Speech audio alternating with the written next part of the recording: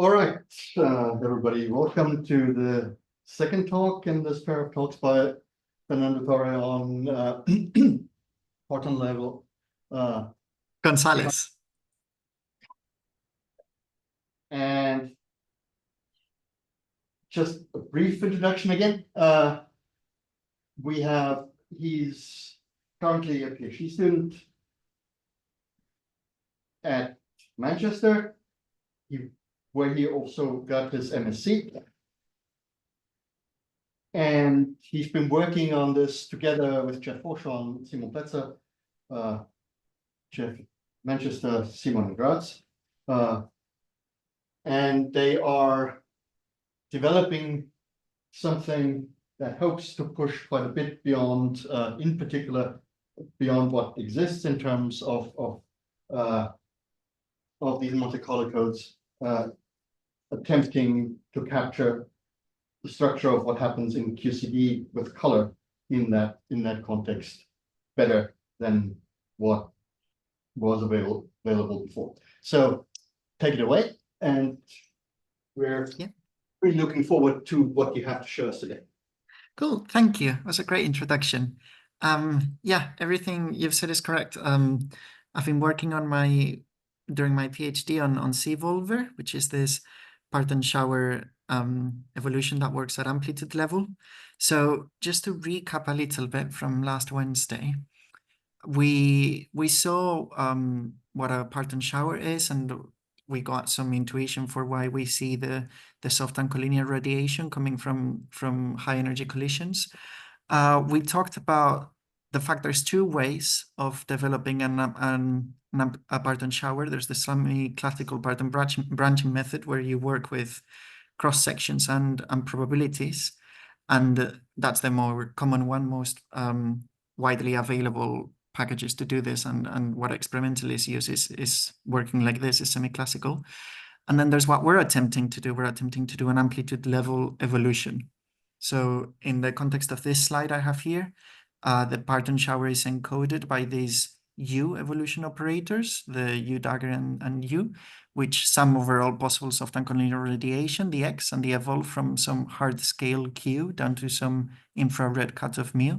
And so we're trying to evaluate exactly those evolution operators in their complete structure. I also introduced last Wednesday the color flow basis, which is a representation for the SU3 algebra of that the strong nuclear force follows in QCD.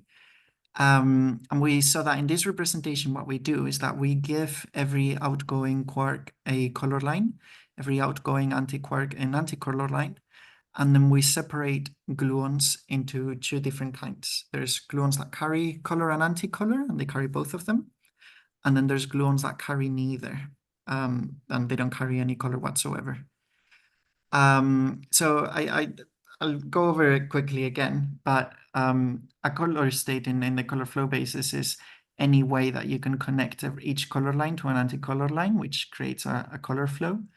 And if you have n color lines, then there will be n factorial different ways of connecting those color lines to anticolor lines. There's n factorial permutations. Therefore, for n color flows, your representation is going to be of size n factorial.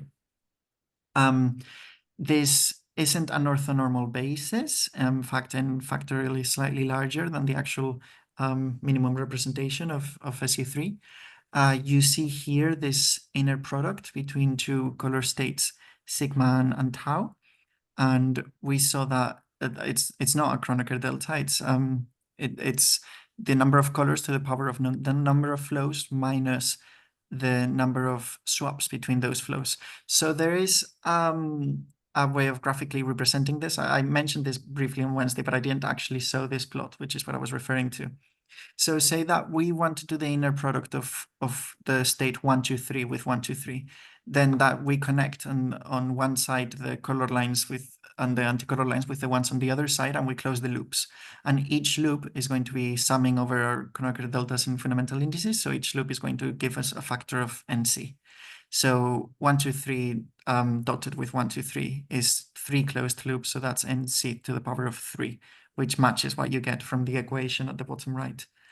On the other hand, if you do 1, 2, 3 dotted with 2, 1, 3, you see that only 2 loops are formed, and indeed that scalar product is nc to the power of 2, which is also the 3 color flows minus the 1 swap that you need to do to go from 1, 2, 3 to 2, 1, 3. You need to swap the 1 and the 2.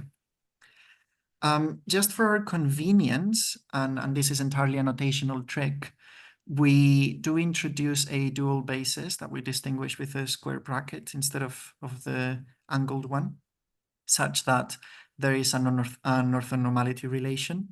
But this is a notational trick. In fact, the dual basis is mathematically ill-defined, but we'll use this later on to clear up a little bit our evolution equations. Cool. So last time we left it at, we talked about the real emission operator and the virtual evolution operator and how we are going to dress our external legs with them to get the parton shower. And I only talked about the fact that they mess with the color flows, but I didn't actually talk about how, and I'm going to spend the first part of this talk talking about their effect on the color flows. So real emissions, which have this color charge operator Ti acting on parton I, they can be broken down into 3 different operators depending on what they do to the color flows. There's T and T bar. T acts on a color line and it creates a new set of a color line and anti-color line coming out of it. So it creates a new color flow. T bar does the same thing, but instead of creating it from a color line, it creates it from an anti-color line. You see here that in this diagram I have here, because the line that T is acting on is color connected to the anti-color line that T bar's acting on, then actually the flow is coming out of the same flow. So it would be equivalent. So those are the T's. And then there's the S, and the S creates a new singlet gluon, one of those gluon color flows that don't carry any color. So that's in the context of the permutations, that's represented to a color line that's connected to itself. So you see here how acting with S on that color line just creates a new pair of color flows that's connected to itself. It's not connected to the system it's being emitted from. In front of these emission or color flow emission operators, there's these lambdas. These lambdas basically encode whether parton I has a color line or not, or an anti-color line, such that the T's, which act on color lines, lambda is going to be 0 if it doesn't have a color line and non-zero if it has a color line. There's a table on the top right of the slide that's for the values of lambda for the same partons as were in the previous slide. So if you remember, parton 1 was a quark, so that has color, but it doesn't have anti-color. Then 2 and 3 were gluons, and they were gluons with color, so they both carry color and anti-color, and their lambdas are both non-zero. And then 4 was an anti-quark, which only carries anti-color. Notably, from this structure, we see that we can emit singlet gluons, the ones from the S, from quark lines or anti-quark lines, but we cannot emit them from gluons with color because the lambdas cancel. And also we cannot emit anything at all from a singlet gluon because they don't carry any color. Cool. So that's what the operators do. In terms of, if we can look at them as matrices, and these are going to be rectangular matrices of dimensions n+1 factorial times n factorial. This is because we're increasing the size of our color representation. So we're going from one where there's n permutations to n+1 permutations. There's some examples here. This is for E plus E minus the QQ bar. And for each of these rectangular matrices, the parton we're emitting from is always the first quark every time. So 0 to 1 emissions will be taking us from 1 to 2 dimensions. 1 to 2 emissions will be taking us from 2 to 6 because there will be 3 color flows and it will be 3 factorial.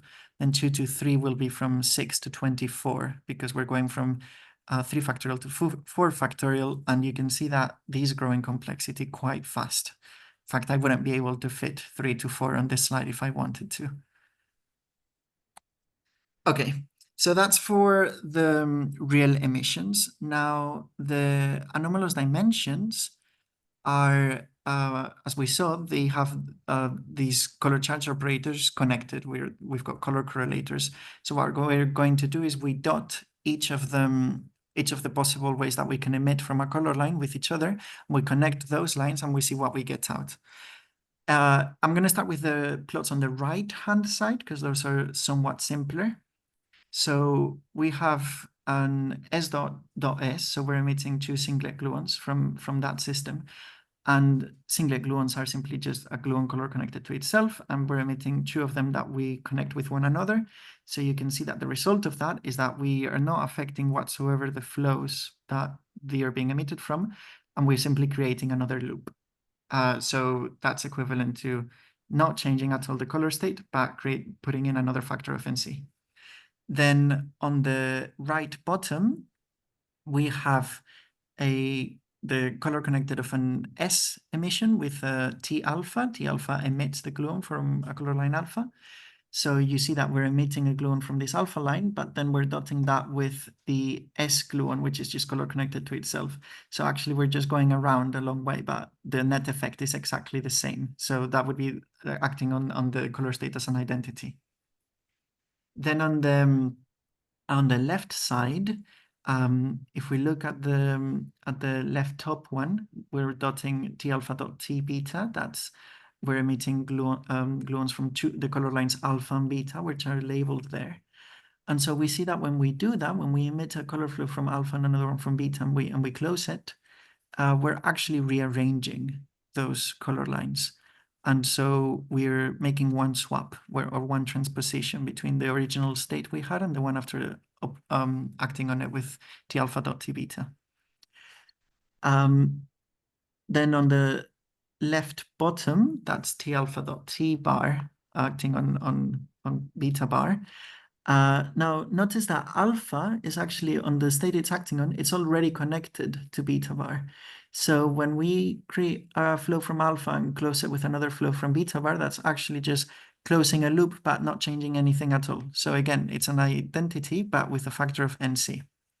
This would look different if alpha and beta bar, if those lines weren't connected. And then we'd see something like in the top left, we'd see a swap. So in this case, in the T dot T bar case, there's two possible outcomes depending on whether the lines are color connected or not.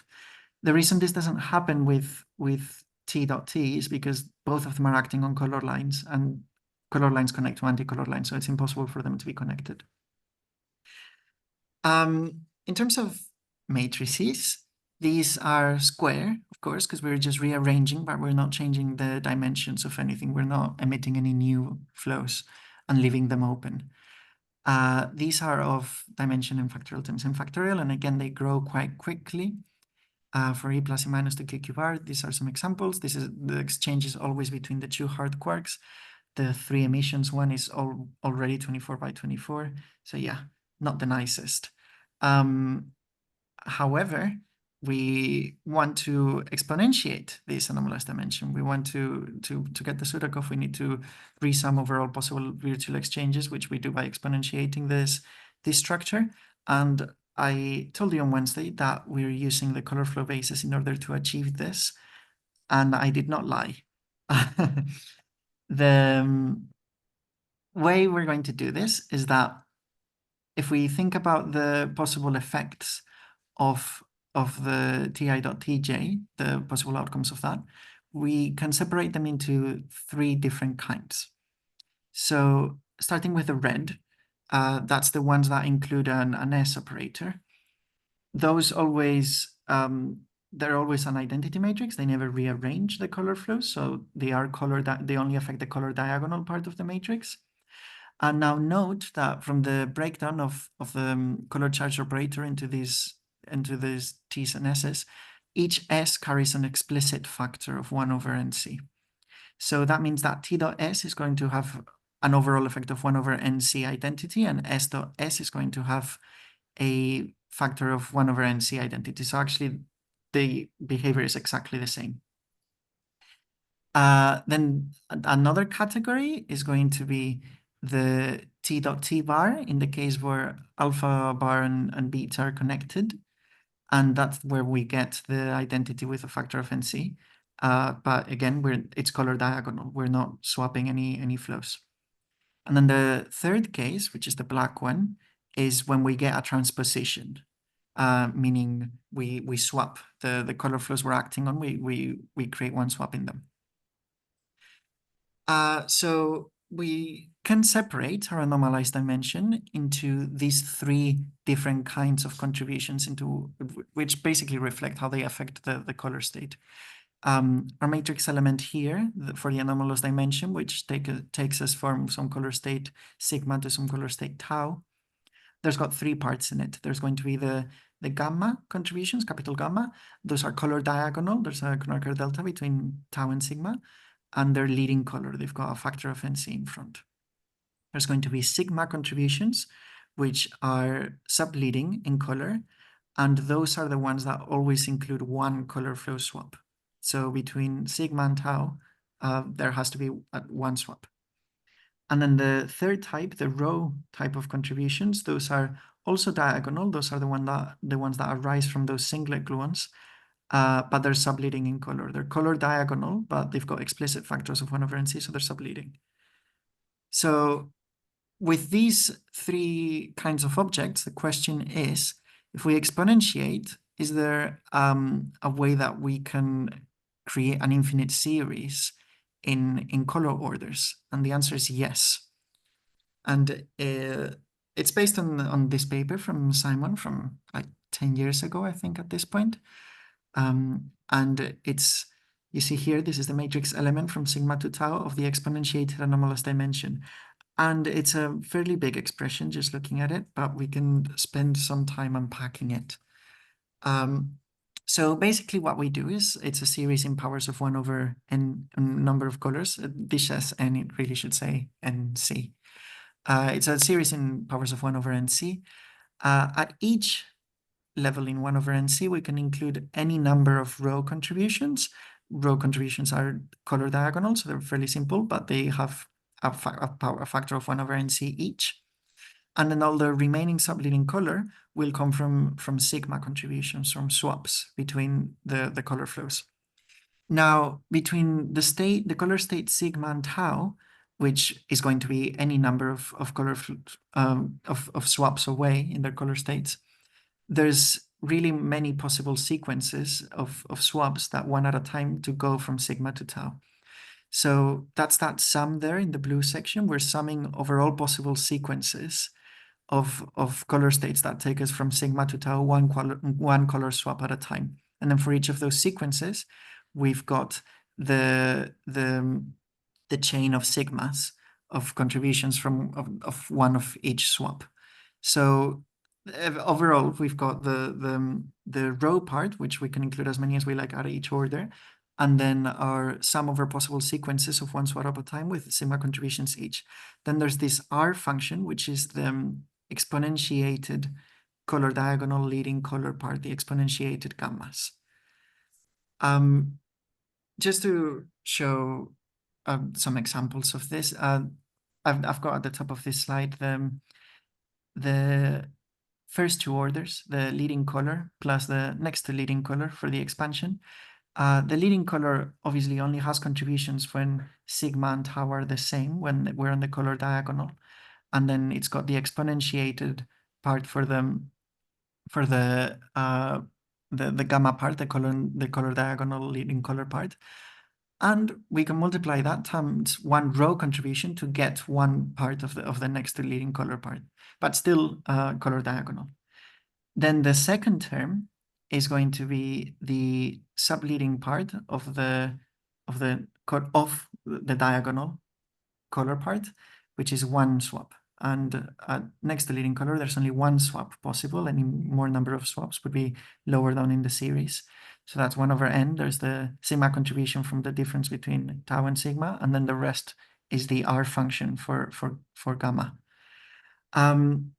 If you think about this for not very long, you could realize that the row effects are really quite simple. They are color diagonal, so exponentiating them is trivial.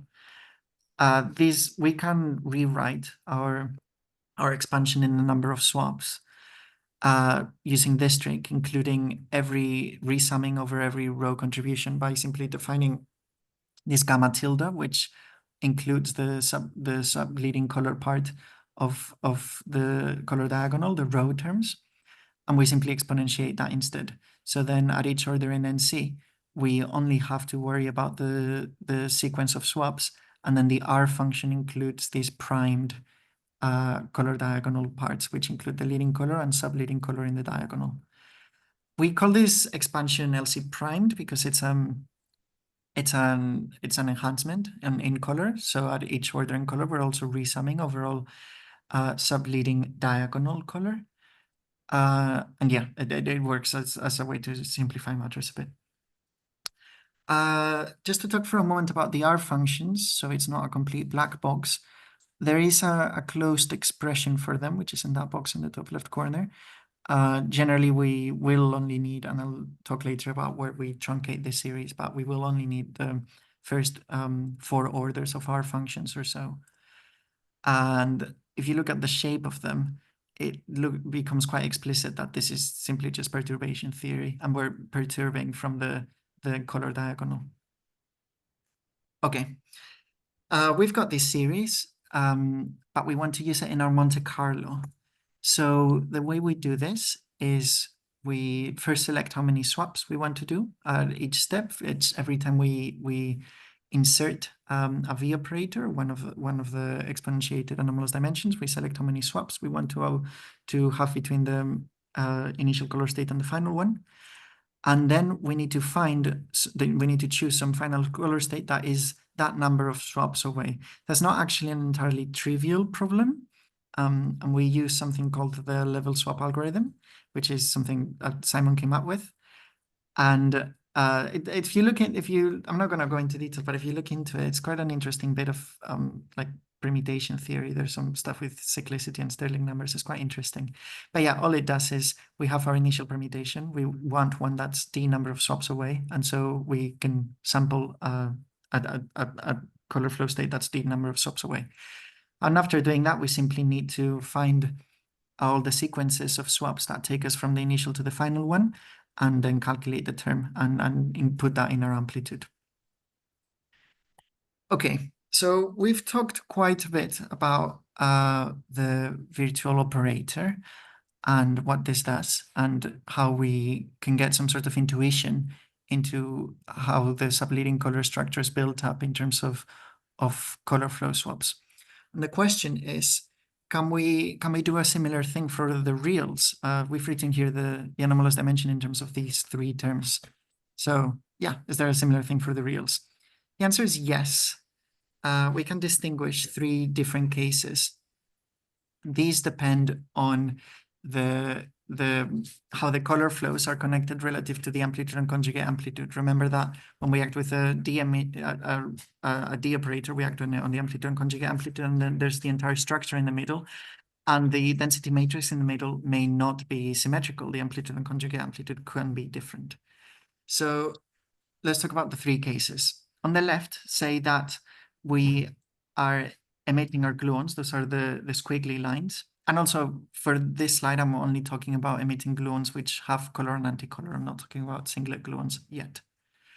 So we emit those from either side, but the emission we've chosen in the amplitude and conjugate amplitude shares color line and anticolor line. They're the same on either side.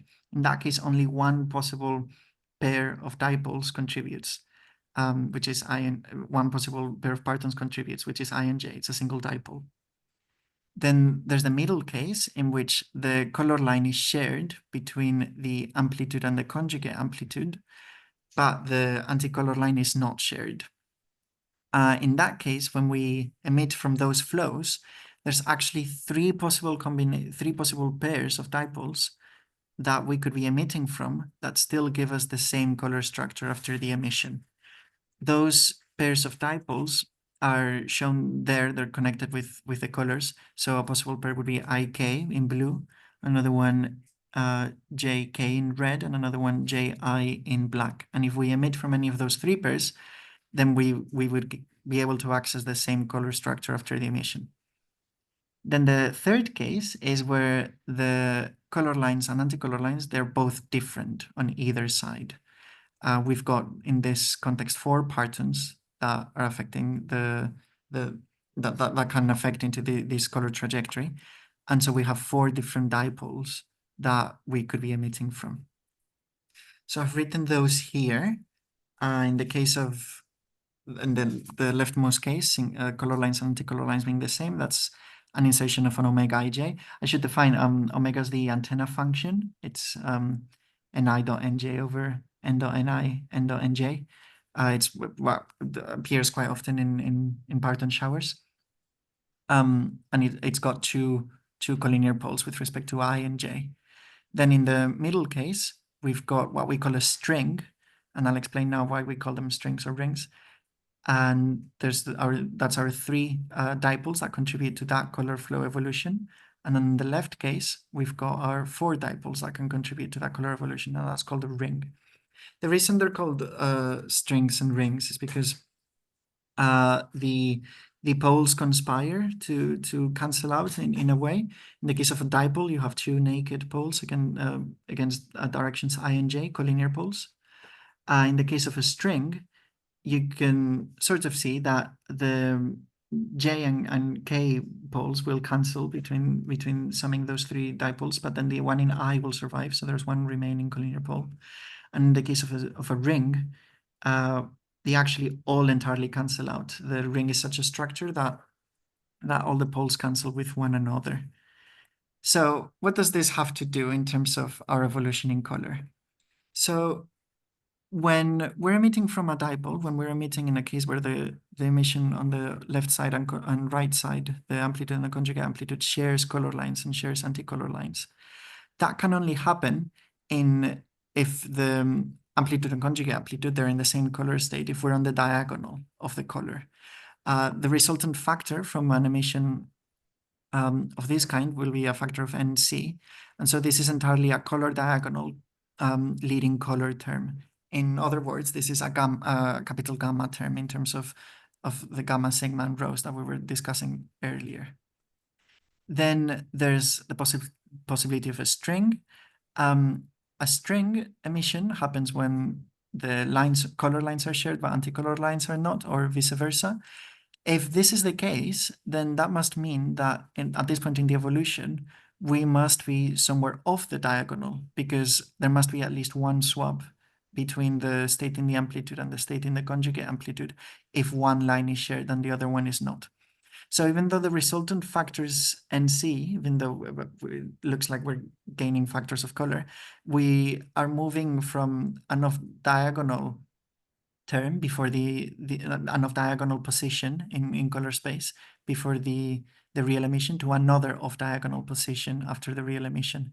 That's why it's somewhat difficult to define what the diagonal terms are in terms of the real emissions, because obviously the rectangular matrices.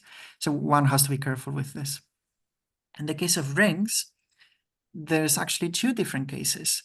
Consider that we are actually in a color diagonal leading color position in color space, but we've just chosen to emit from a color flow that's not that's different from the color flow in the amplitude and the conjugate amplitude. Then when we emit from those 2 different color flows, those emissions will connect them. And so what we'll do is we're getting a resultant factor of 1 over NC. We're going away from the color diagonal. This is a subleading color effect. Otherwise, if instead of starting from the color diagonal, we start away from the color diagonal, it's possible that our 2 different flows in the amplitude and conjugate amplitude were contracted would actually be part of the same loop, and that when emitting from both of them, we're breaking that loop apart into 2 loops, creating a resultant factor of NC. Again, it's still a strictly subleading color contribution, because this can only happen if we're away from the color diagonal. So again, rings are also sigma terms. they are of the color diagonal subleading color contributions. Where are the rows in all of this? Well, the rows would be, if in this diagram I have here, I would include, I would have included emissions from colorless gluons, the gluons that do not affect the color state and they carry a explicit factor of 1/nc. In that case, there's actually quite a lot of contributing dipoles whenever you emit a colorless gluon, because they can be emitted from any quark line and they don't change at all the color structure they're on. So they can be emitted every time you have a singlet gluon being emitted, it can be emitted from any quark line. But eventually you get a tower of dipoles, strings, and rings. But these would be the row contributions every time the singlet emissions are involved. Okay, so in the context of our Monte Carlo, it is actually really useful to think of, to implement and think of the real emissions in terms of these rings and string structures. The reason being that when we select the flows after an emission, if we don't think at all about strings and rings, we only think in terms of dipoles, we'd be simply including the contribution from those two dipole legs and then expecting that in the Monte Carlo, in adding up all the possible color trajectories, then the different dipoles that can lead to the same color contribution would cancel statistically over all possible events. Instead of doing this, we can just reweight every event whenever we emit from a string or a ring, such that it includes the kinematic contribution from all the contributing pairs. You can see here these plots that it's actually very helpful to do this numerically. I believe this is E plus E minus to GG hard process. And then on the left plot, we've got the curve with after 3 gluon emissions, and on the right curve, we've got the curve after 4 gluon emissions. So the green curves are leading color, and those are strict leading color. There's nothing going on. Every contribution is a gamma contribution. Everything is being emitted in dipoles, and it's all fine. As soon as we try and get the subleading color going, you see if we only do it using dipoles and we don't reweight using rings or strings, we get this red curve, which is quite unstable, and it gets a lot more unstable as you go higher up in multiplicity. Reweighting with rings and strings helps quite a bit. You get the blue curve, which behaves much better. So yeah, this is interesting, not just from the point of view of understanding the real emission, the effect on the trajectory in color space, but also computationally. Okay, so something I mentioned last Wednesday that I didn't go into a lot of detail of is we're developing here a soft evolution algorithm. We're resumming the soft logarithms. And we're also looking at observables gaps between jets that are blind to collinear radiations. We expect the collinear enhancements to cancel. However, we still have to, we need a way to regulate the divergences from the collinear poles in the dipole functions. So what we do is that we cut off cones around each leg such that we forbid radiation into there.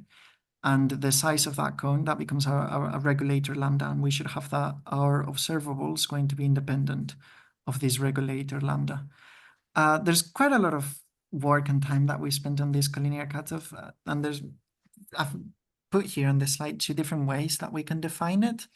This angular cutoff and rapidity type cutoff. And they've got different advantages and disadvantages each. So for example, you can see the rapidity type cutoff, the virtual integral when you integrate the dipole function aj over all possible angles behaves really nicely. And we get just a logarithm of ni dot nj over lambda. In the case of the angular cutoff, we don't have such a nicely behaving integral over the virtuals. In fact, we have to we have an analytic expansion, and we can get very accurate results, but yeah, there's more work involved and more corrections, and that's approximated. That said, the angular cutoff has the advantage that the cone that we're cutting around each leg only depends on the direction of that leg. The cone we're cutting around the parton I only depends on I, whereas the rapidity cutoff does not have that feature. the cones depend on I and j, so they depend on the path in the evolution you choose in the dipoles that you choose as you evolve. Which, for example, in the context of implementing Connier subtractions, we'd prefer to have a cutoff from the way of sampling that does not depend on these arbitrary dipoles. Okay, now that we've discussed all of our pieces and all the real emission and the virtual operators that we're going to be using, let's put it all back together and think about the soft evolution algorithm in its entirety. So the soft evolution algorithm is an iterative evolution. It's a Markov chain. We start at the top in this slide with hard density matrix. So it's a density matrix. We're going to be evolving the amplitude to the left and the conjugate amplitude to the right. And for zero emissions, we simply have to dress the hard matrix with these evolution operators V and V dagger on either side, which take us from scale Q, the scale of the hard process, down to the infrared scale of the parton shower. If we want to do the cross-section after one emission, then after the virtual evolution, we dress it with real emission operators at some energy E1, and then we evolve that again back down to the infrared cutoff. And we do this iteratively for any number of emissions. And our cross-section is going to be added up over all these emissions. I've written here the iterative equation, the AN, which is going to be the amplitude at multiplicity n as a function of the amplitude multiplicity an minus 1. And the full cross-section is going to be taking the trace of this and integrating over the phase space of all real emissions. Notice here that when we take the trace of these density matrix in these color flow basis, it's effectively summing over all possible matrix elements with any state sigma and any state tau and the amplitude and conjugate amplitude times the inner product. This happens again because of the lack of orthonormality of the color flow basis. This inner product here, we're going to talk about it more in a bit. We call it the scalar product matrix because it basically contributes factors of NC at the end, depending on what the final state of color is in the amplitude relative to the final state of color in the conjugate amplitude. So we go back to this plot that we saw on Wednesday, and hopefully we have a somewhat better understanding of what each operator is doing now. We start with the hard density matrix in the middle, which in this case has two color flows. Then towards the left, it's the amplitude we're evolving. You see the V operators causing one swap between them. That will be a D1 swap in the Monte Carlo trajectory. Then we've got real emission being emitted from anticolor line 2 bar and so on.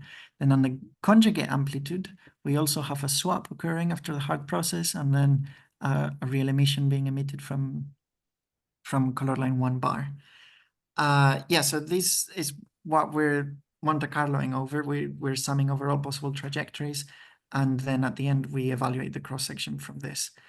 The important thing is that we can track the factors of NC at each step in the evolution, just using the ingredients that I've laid out until now. So there's 4 different contributions to subleading color. First one's the hard process matrix, whatever structure the hard process we're evolving is. That one's only relevant at the beginning of the evolution. Then we have the virtual evolution, which at every insertion of a V operator, we can select any number of swaps from our expansion in the number of swaps. And we know that each of these swaps comes with an explicit factor of 1 over NC. Then we've got the real emissions, where the only explicit factors come from the S operator from emitting singlet gluon emissions. But then importantly, we have our scalar product matrix, the matrix of the inner product of the final states of color in the amplitude and conjugate amplitude. An important thing is that the virtual evolution and the real emission both move the evolution to different places in this scalar product matrix. They alter where we are. So even though the explicit factors of 1 over NC in the virtual evolution and real emission are those that I said, the ones from from singlet emissions and the ones from the expansion in number of swaps, they also move us along in the scalar product matrix. I've got an example there at the top right of what the scalar product matrix looks like. It's just factors of NC. This is 6 by 6, so there's 3 factorial, so 3 color flows. And you see that the diagonal of that matrix is just NC to the power of 3. That corresponds to each of the 6 permutations dotted by itself, and so you get 3 loops, and so NC to the power of 3. And then as you go away from the color diagonal, then you start seeing color suppression. Okay, so there's a pretty gigantic color space that one can go into when evolving, especially if you go into high multiplicities and you get really large numbers of color flows. And there's 2 main things that we are doing in order to control what part of the color structure we're looking at. One of them is that we can choose where to truncate the series in number of swaps in the virtual evolution. We can choose how many swaps we can allow per virtual operator. This clearly, by truncating, we're limiting the accuracy at higher color orders. And so the important thing is that we know how many swaps are required, at least, to get a specific color order correct. Note that, first of all, it's impossible for the reals or virtuals to ever bring back the evolution closer to leading color. We can only move away from it, which is important for finding the required Ds. And note also that it's also not always entirely trivial how many swaps we need. So for example, if we are on a color diagonal state and we select 2 swaps, then which are in 2 different parts of the permutation, we would get 2 factors of 1 over NC from the expansion in swaps and another 2 factors of 1 over NC from the scalar product matrix. So we'd be looking at a term that's 1 over NC to the power of 4 just by including 2 swaps. However, once we're evolving that, there could be a D4, so meaning a virtual evolution with 4 swaps, where we actually don't move at all from where we are. If those 4 swaps simply move back and forth, the same swaps we did before with our previous D2 term. And that would still be a 1 over NC to the power of 4 contribution. So yeah, in general, you need as many D as you want powers of 1 over NC. This isn't the only thing that we do or have control over. And what we've observed is that as we go really high numbers of multiplicities, then we're making many of these insertions of real and virtual operators. We tend to be going quite far away from the diagonal. And while we can calculate every order in subleading color, we find that a lot of times phenomenologically for the observable we're looking at for the specific kinematic configuration and so on, sometimes you don't need to get the 1 over NC to the power of 16 term correctly. It suffices to get the first few subleading color contributions. So we tried quite a bit around with how to try and steer the evolution to look closer to the color diagonal and not focus too much computational time really far away from the color diagonal where it doesn't contribute as much. We found the simplest way was simply to introduce a veto, such that if the trajectory is steering too far, we just discard the event and start again.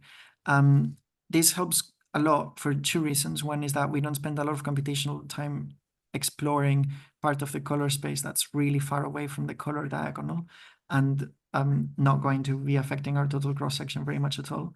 And it's also a sensible thing to do because what I said before, the real and virtual operators, they cannot move us back closer to the diagonal. Once we've gone far away in subleading color, it's not going to become more leading in color.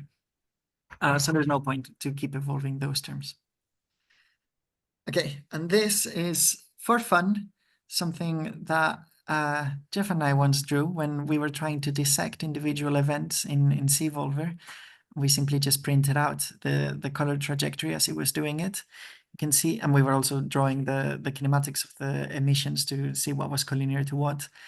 You can see that we started off quite ambitious with our hard matrix element in the middle with two flows. I guess it was E plus or minus to GG, where we drew them quite with nice lines quite far apart. And then as the evolution kept going, and we were trying to include all the higher emissions and all the flows being emitted, it gets progressively more difficult to follow. I have counted how many flows there are at the end of the evolution. There's 7 flows, which means that this is GG plus 5 emissions, which isn't even that many. We usually go for more emissions in this process. But yeah. Okay, so now I want. We were lucky What? that we have such a massive whiteboard in our social room.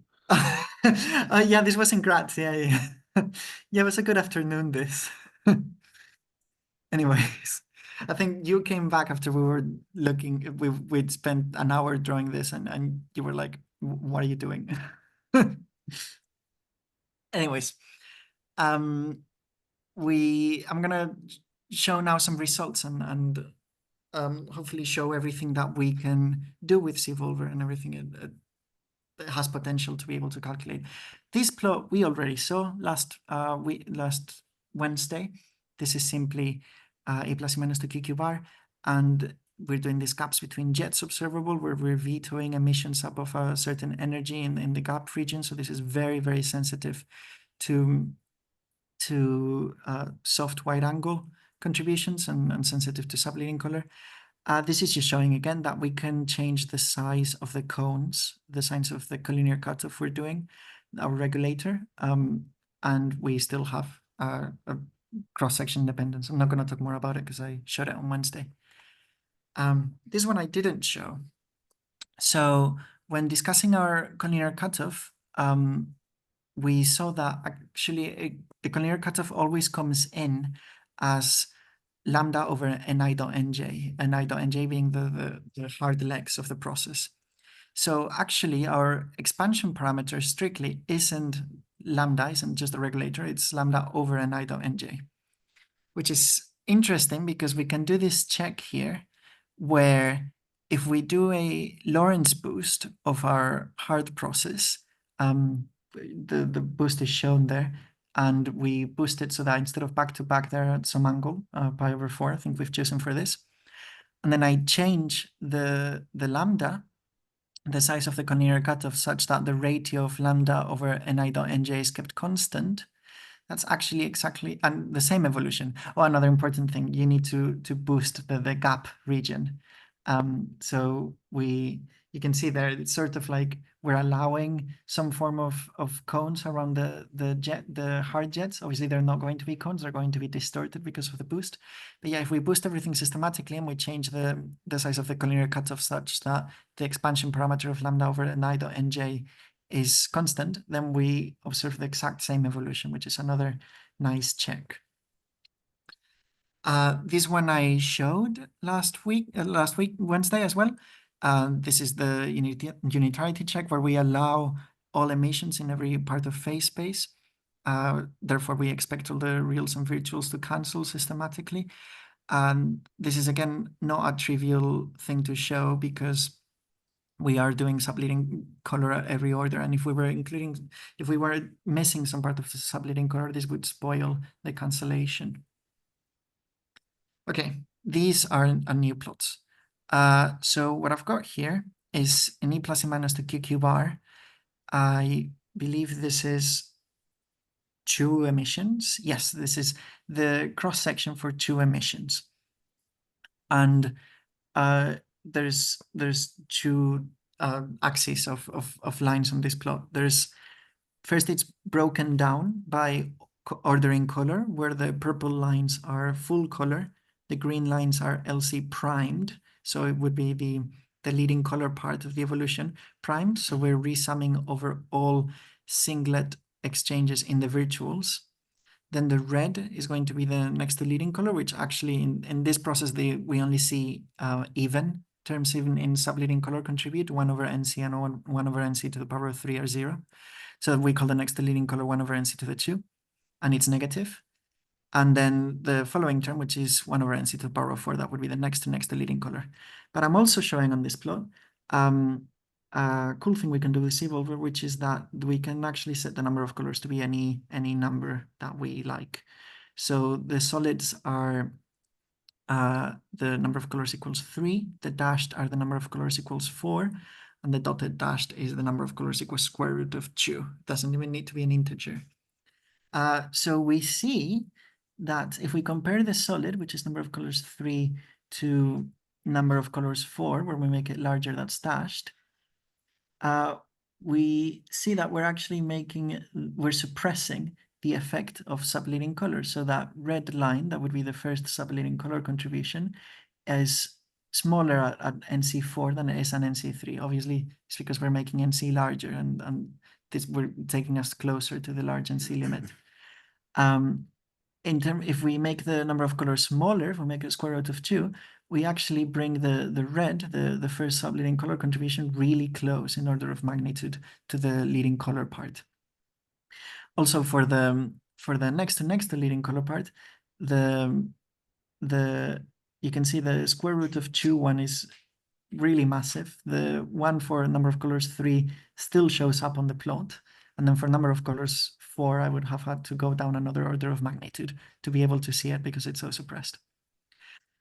So that was for one specific multiplicity after 2 emissions, but we can also do this for the entire cross-section. So that corresponds to this formula here I've got on the right, where we're summing over the multiplicity M. Now, this plot is quite busy, but it is fairly interesting. I'm still showing the same 3 possible sets of numbers of colors. And I'm also showing effects from subleading color down to next to, and next to 4 times. And you see, for example, that the 1 over power of NC to the 6, the next to 3 leading colors, is coming in at 10 to the minus 4, which is at the same level at which the 1 over power of NC to the power of 8 for number of colors square root of 2 is coming at. So yeah, again, we're seeing the suppression or enhancement of subleading color depending on the number of colors that we choose. And also we're seeing how well the breakdown in number of colors in order of color works. Okay. This is another important thing that we can do. So everything I've discussed so far is in what we call resummation mode. So we're just simply resumming the logarithmic enhancement to the gaps between jets observable, and it's dedicated into doing gaps between jets. So we do this by evolving the amplitude, and then at each real emission we veto it if it's in the gap, and so on. And then we stop the evolution at the inclusive scale. An alternative way of running Cvolver is, instead of running it just to resum the logarithms and gaps between jets, we can simply do event generation. We can just generate events, evolve them, and then analyze them like you would do with any other event generator. When we do that, we're actually looking at the differential cross sections, and they're built up differently by the number of multiplicities. Because, say, for example, if there's been 4 emissions, but 2 of them are in the gap at some scale and the other 2 are not in the gap, then this will only contribute differentially at the point of where there's only emissions within the gap, and so on. So the breakdown in terms of multiplicity changes, which is what I'm showing here on this plot. So the solid lines will be in dedicated mode, in resummation mode, where we are only emitting outside the gap. And then event generation mode has a completely different breakdown in multiplicities, where we emit everywhere, and then we calculate the differential cross-section. You see, for example, that the 0 emissions contribution is completely flat in event generation mode, because obviously every event with 0 emissions is contributing, because it can never be in the gap. And yeah, you see that the full cross section, which is the purple, completely and fully agrees, which is a good check to have. Right, okay, now let's talk a little bit about 2-2-2 processes, which are much richer in structure. So here we're looking at QQ bar to QQ bar, and we're looking in particular at a gluon exchange in the T channel. And we're looking at this specific configuration. That's two initial state jets back to back, and then two final state jets also back to back at an angle of pi/6. I just called this the Hatta configuration because this is the same configuration that Hatta, which should be referenced on this slide, which is a slip up, uses for their own analysis using Langevin evolution. Yeah, we're just copying their process and kinematic configuration to see if we agree on their subleading color, and we do. We have here on the right, this is the full cross section broken down by multiplicity, but there's different combinations of how much subleading color we're including. There's the solid lines, which have all full color to them. There's short dashed on the bottom of the list. That's the strict leading color. And then those three in the middle correspond LC primed to resumming the row, the singlet exchanges in the virtuals. Then LC primed plus real singlets is where we have LC primed that we also includes just the singlet emissions in the reals. And LC primed plus full color in the reals is just including all singlet exchanges in the virtuals, all full color contributions in the reals, and no, what we're missing there would be the swaps, the sigma terms in the virtuals. And we can study how well do these compare and where the color resides. You see, and I've got here these plot of ratios showing the ratio between the full color expression and the cross sections with only specific subleading color contributions. We see that the closer to being exactly the same is, interestingly, the leading color. We find that full color and leading color are the closest, which implies some sort of cancellation between all the subleading color. This is also what Hatta finds for this specific process in this configuration. And this is something that we're currently investigating quite a lot, how this looks for other processes and where the color is. Also, I should say this full color line is actually quite squiggly. It's not the nicest. That's really not, that doesn't really say anything at all about our ability to do it. It says more about the fact that I did this plot this morning. There's quite a lot of work and we can try and that we can do in order to improve the smoothness of it by simply focusing on the subleading color that matters more and stuff. I just haven't done any of that at all. This is quite a raw result. But yeah. Another thing we can do is we can evolve not just in full hard processes with their intrinsic color structure, we can evolve unique initial flow states. So for example, in the case of QQ bar to QQ bar, there's three possible initial color flows that are contributing to the hard process that we can evolve from. Those three would be this solid line in which the initial states are color connected and the final states are color connected. The dashed one in which the initial states are connected with the final state. So the Q will be connected with Q and Q bar will be connected with Q bar. And then also we can do the interference term, meaning that we've got one pair of color flows evolving in the initial state in the amplitude and a different one in the conjugate amplitude. So you can see it here on this diagram. They're just different evolution, and all the analysis that we can do about the subleading color and how it behaves and how it contributes, we can do this independently for the evolution of each part of the hard process, including the interference terms. If we combine these to make them the full hard process, that's the red line here. And then yeah, that's combining the three of them to make the full hard process. That's the same line that we were showing before. So yeah, that's something we can do with Cvolver quite easily. I believe is difficult with other ways. Another thing we can do is in the anomalous dimensions, there's these Cvolver exchanges, these MPhys delta tilde ij, where delta tilde ij is is one if their I and j are both in the initial state or both in the final state. And we can actually put this into our evolution algorithm quite simply. It lends itself to that very well. There's no extra effort needed to do that. I'm showing here in QQ bar to QQ bar, the one emission curve broken down by powers, by ordering color, powers of 1 over NC. You can see that the leading color part is exactly the same, which you'd expect. You'd expect the MPhys to cancel out the leading color part. But then we see a difference between including and not including the Coulomb gluons for the subleading color. It's also quite cool, this subleading color curve, because it changes sign. You see there's a negative part and a positive part, which is red and blue respectively.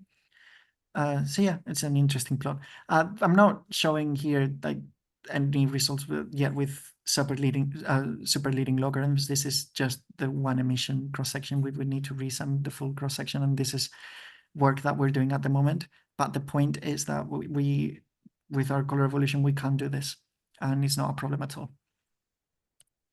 Okay, so just to summarize, we've implemented our full color evolution algorithm, and we've gone over how the virtual evolution and the real emissions build up all these color flow exchanges, and how we can track the state in color flow and the distance from the color diagonal. We've performed quite a bit of cross checks that I've been showing in some of the result slides. And we're currently working, studying all the subleading color in different kinematic configurations, different processes, and also looking at how they build up from the initial color flows and interference terms. This is obviously ready to produce a lot of very interesting stuff. We can look at any differential observable with the event generator. We're also working in doing some work in this, implementing collinear subtraction, so we can look at the soft part in different observables. We can also look at things like color reconnection, and then we're also going to be able to look at superleading logarithms arising from those MPhys. There's quite a few things in development at the moment for Cvolver, and it's written such that it's very modularized. It's easy to implement new things. Some stuff that's coming soon will be a full kinematics parton shower with actual hard process elements. We're also working on implementing different forms of ordering, and we've also got the theoretical evolution written down for hard collinear physics. Just need to be implemented in the Monte Carlo. And yeah, that's all. I hope that was interesting. Thank you. Thank you, Fernando. Do we have questions? Fernando, the most important thing to say also is that we also have an implementation of the Jimborg evolution in there. Oh yeah, this is true. Yeah. I missed that. Do we any questions from you? Well, I have no. Well, I have some. When you're selecting contributions that are subleading in color, right? There are two things that compete, right? One is kinematics, because right as you go down there, you pick up all manner of logs in these antenna patterns, and so how important are those? Right, there's a competition. You get a suppression from 1 over NC. You might get an enhancement from the other thing. How important are those? So we try and follow the physical distributions as much as possible. In the case of the reals, which is where that matters most with the dipole functions, we select color flows according to the color factors, and then whatever dipole we're emitting from, we do select the emission according to the distribution that the dipole creates. It's true that we do not have a way to sample directly from the string and ring. This is something we'd like to have, and we're thinking about at the moment. But we do select according to the dipoles.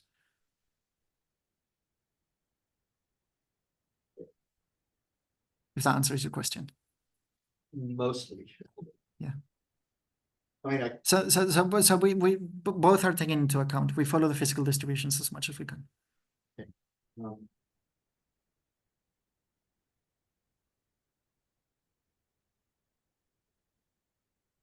so you've shown quite a bit of detailed analysis now of this middle part, right? Where you before hadronization, essentially on one process.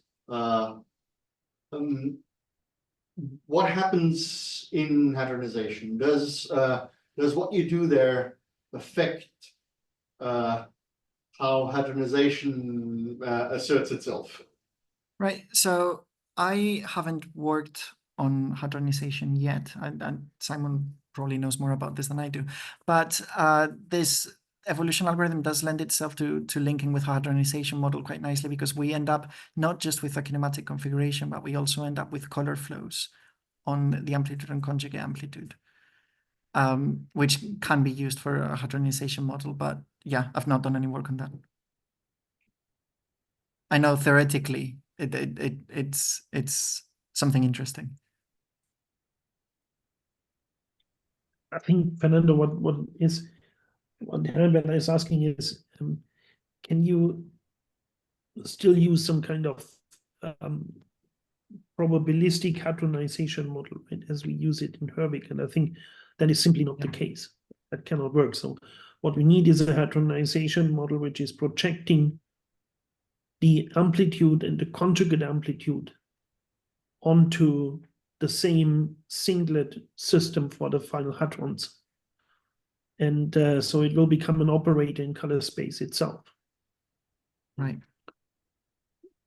Yeah, somehow it has to, right? I mean, you have to form, right now you have a detailed color structure in there, so you have to project it out onto whatever you get in the final state. Does this exist, or do you have to write that yourself? Wait, say that again, sorry, it cut off a bit. Does such a thing exist? Does such a code exist, or is this something that you plan to write? That does what? That projects out this stuff onto color singlets, right? That end up in the hadronized objects. Oh yeah, that's not been written yet. No. That's not true. Oh well, okay. Simon may have. I haven't. It's being worked on, yeah, but it's Okay. slow progress. Yeah. Okay. Yeah. All right. Good. All right. Yeah, so maybe before we wrap up, so I guess want to understand, so previous parton showers, like maybe you touched on this, I just missed it. So parton showers like Pythia, they just don't keep track of color information? Generally, no. I mean, angular ordering is better than nothing. But it's nowhere near what we're doing here. And they just did that because it's effort? Well, because there's no way of doing it in a cross-section level. You can't even track something like an interference term. Yeah, so you're working then at the amplitude level? Yeah. And so when you say you perform cross checks, so have you compared against full sleeving order analytic calculations? Yeah, so you're right that for some of the stuff that there's no other many calculations we can use. So for example, for this, there is the work done by Hatta and Oeda using Langevin formalism that we can compare against, and we have done that, and they've done that for a few processes, and we've compared and checked all of those, and our different methods agree.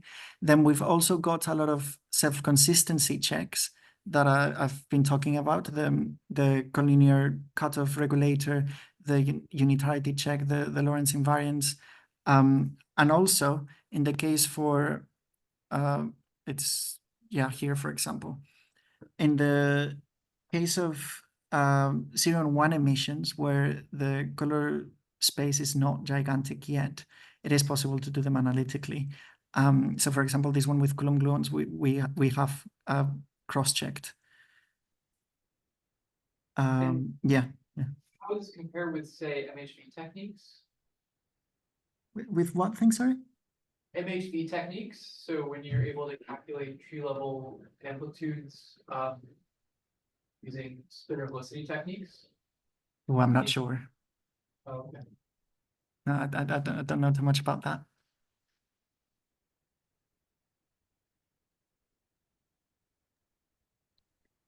So Simon, yeah, just to- it's just 2 comments. Yeah, I mean, so first of all, I mean, we've done a lot of internal cross checks. Right? If you look at standard parton showers, they do keep track of color. In our frame, you can just imagine them, but they just walk along the color diagonal of our matrices. This is what allows them to be probabilistic, because there's no difference in color flowing between the amplitude and the conjugate. So you can actually assign a probabilistic algorithm to do that.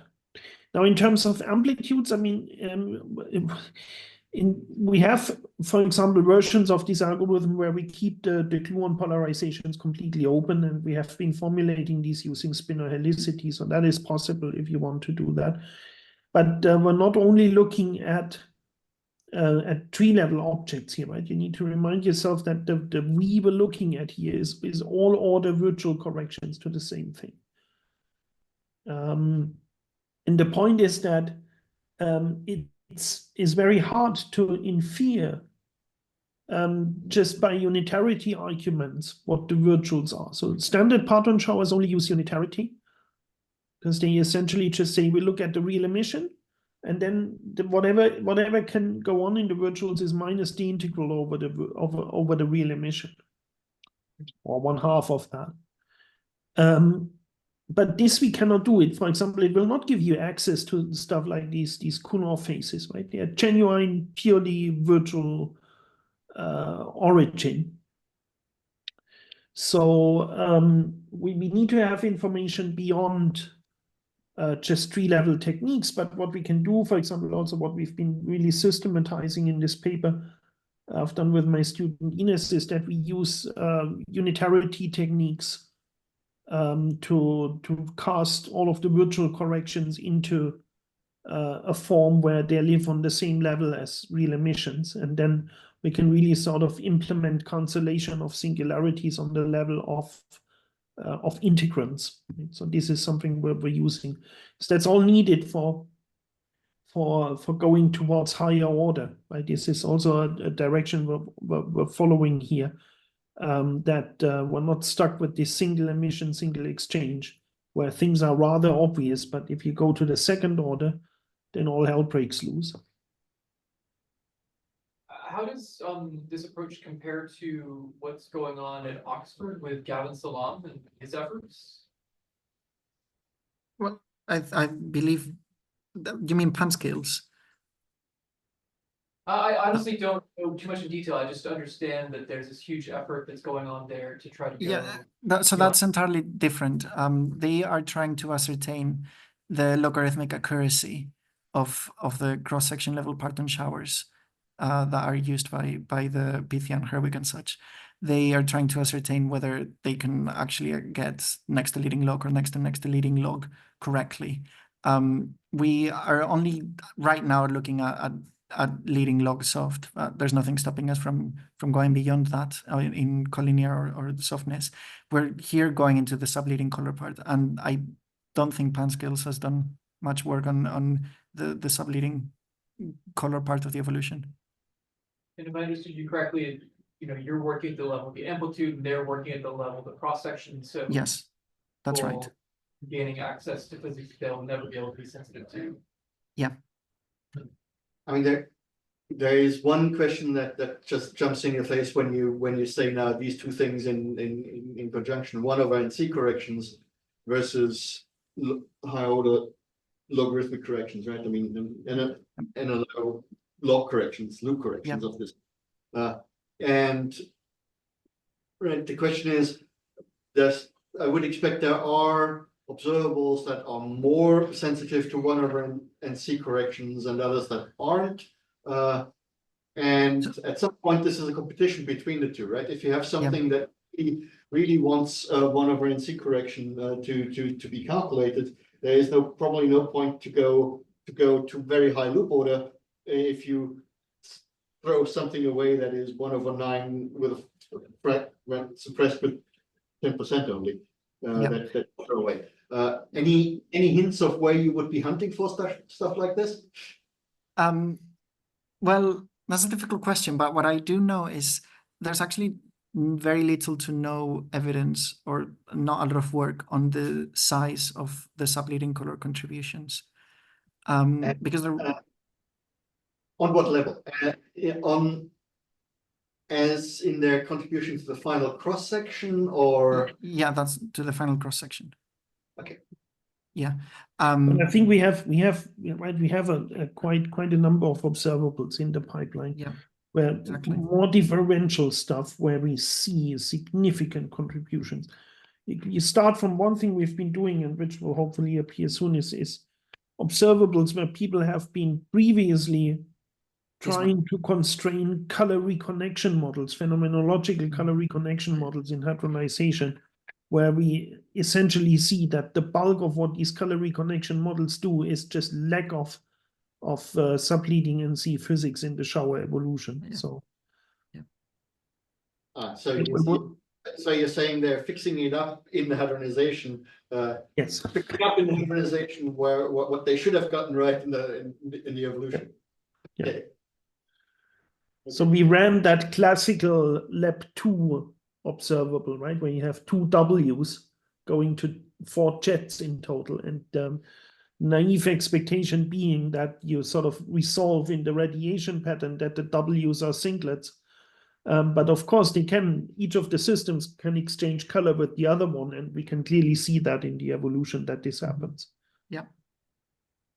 It sounds like a factorization breaking process. No. Potentially. I think it would be it's a question of what level of factorization you expect. And I think we are more relaxed about this now, what kind of factorization one can write down and actually work with in the context of factoring these color density operators into 2. I think that would then observable that was factorization breaking, but that you had access to would be very exciting. I didn't get that acoustically. Sorry. Yeah, if you had some observable that broke factorization, but that you had access to numerically would be very exciting. Yes. Yeah. I mean, you're breaking it apart in a different way, right? So what Yes. looks like factorization breaking on one level might be a different thing for you because yeah. I mean, a similar thing is right with all of these Coulomb effects and so on. So that's certainly true. So you guys at some point will probably offline will have to explain how your superleading logs pop out of this again. But okay.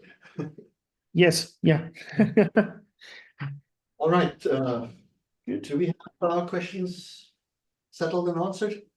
Well, then, thank you again. Thank you for having me. Turn off recording here.